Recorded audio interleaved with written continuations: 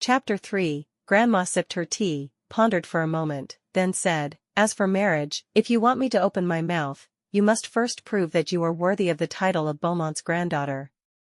It's not impossible for me to help you with a blind date. But you should know, although you are our granddaughter, you have not been raised in the Beaumont family for the past 18 years. The elders will think that you lack style and dignity." "I know, I will try my best in the future."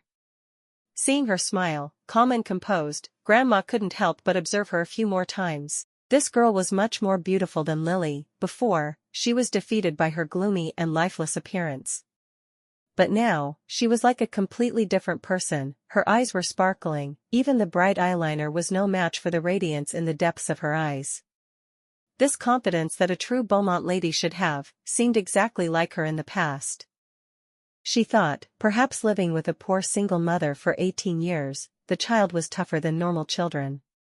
Finally, she said, "I originally planned to transfer the business rights, let your mother take charge of managing the company shares. But if you are so confident, then do these things for me to see. If you succeed, I will do the business rights as you said, and will also divide the largest shares between you two."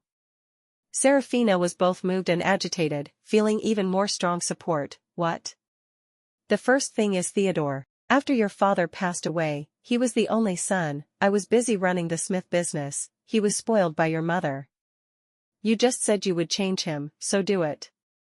The deadline is 10 months. Serafina nodded seriously.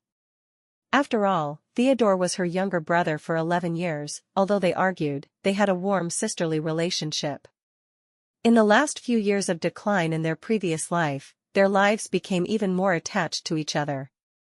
Now, no matter what, she would not let the Beaumont family die out.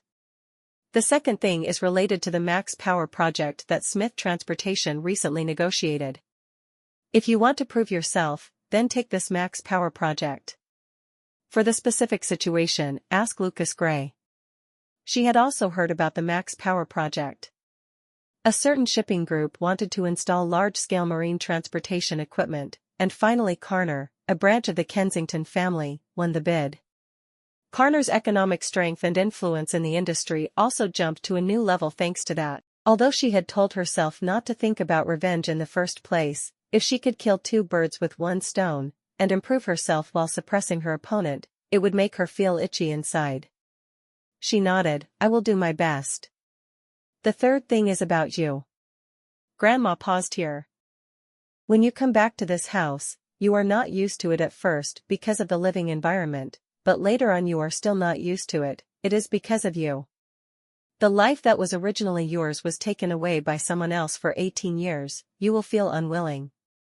The family affection and personality that should have belonged to you, now you are forced to fight hard for it. The feeling of not being accepted is really uncomfortable. Perhaps you will lose your way, will resent. But you must remember, never lose your original heart. And don't care about how others look at you." She was momentarily stunned, slowly lowered her head. Don't lose your original heart. If in her previous life she often reminded herself with this sentence, she would not have fallen into such a miserable ending. From a poor, simple girl at the age of 18, she would have completely lost herself because of jealousy and hatred. She took a deep breath. "Grandma, I will remember, be my own person." Finally, Grandma mentioned something. "There is a charity dinner the day after tomorrow. The young people from other families are coming. You should also go there to play for a while, get to know a few more people." Hearing Grandma say that, William, Vivian and Lily must be there too, she didn't expect to meet those people so quickly, haha. She left Grandma's room. When she passed the living room, it was exactly 10 o'clock at night. The old pendulum clock's bell rang, the sound lingering in the ancient Chinese-style room, both melancholy and heavy. She was startled, her whole body trembled, she was almost scared to the point of sweating. Just in her previous life, when she went to pick up Theodore's body, the European clock at the dock rang like that, one by one, painful and cold like a funeral bell. The only son of the Beaumont family, her twin brother, was only good at partying and dancing, spending lavishly on silk clothes and causing all his wealth to go to waste. And later, in order to help her get revenge, he was shot to death by William. She pushed aside her chaotic thoughts, went upstairs to her room, and silently encouraged herself that if God gave her another chance to live, she could definitely change. She could definitely. The next afternoon, she called Lucas to ask about the recent situation of Smith Transportation, and also the Max Power project that Grandma had mentioned, and in the middle of her conversation, the phone rang. Unexpectedly, it was Theodore. As soon as she picked up the phone, she heard a series of anxious voices. "What are you doing? Where is the plane? I want to go to Dalian for my friend's birthday party now." She was suddenly stunned. It turned out that her younger brother was also in Shanghai yesterday, and he was still there now. She was very calm. I guess last night when some girl was playing with you, I called someone to fly the real plane back to Beijing." Lucas buried his head in his documents, his expression somewhat troubled. The young lion on the other end of the phone was silent for a moment. It was obvious that his sister suddenly became so cunning and calm that he couldn't react in time. After a long while, he jumped up. "How come you didn't tell me before returning to Beijing? Who gave you that right?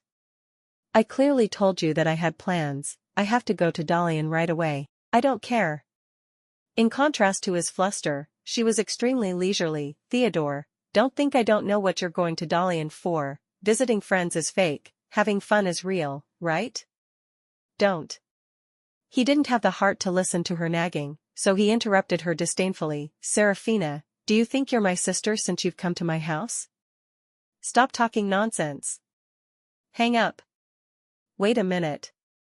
I'll tell you something." She stopped him.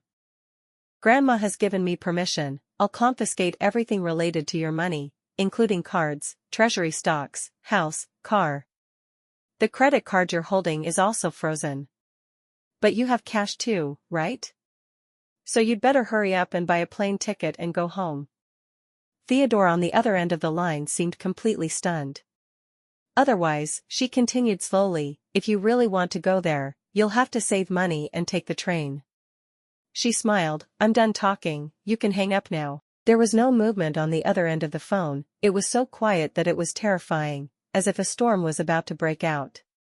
She felt that the atmosphere was not right, so she resolutely hung up the phone at the moment he got angry. She hesitated for a moment and then switched her phone to silent mode.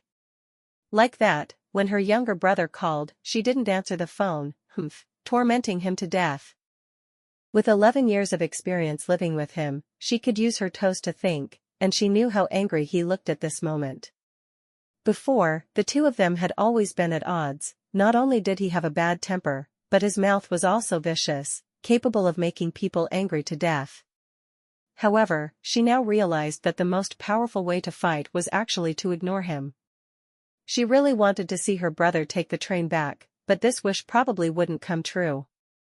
He still had friends, a plane ticket was nothing. However, this time forcing him, who had never lacked anything before, to open his mouth to ask for help from others, he must be very upset. She really wanted to see how he would get angry after he returned dejectedly, penniless outside. She continued to discuss the previous issues with Lucas, not bothering to look at the cell phone screen that was still silently flashing and the number of missed calls continuously increasing.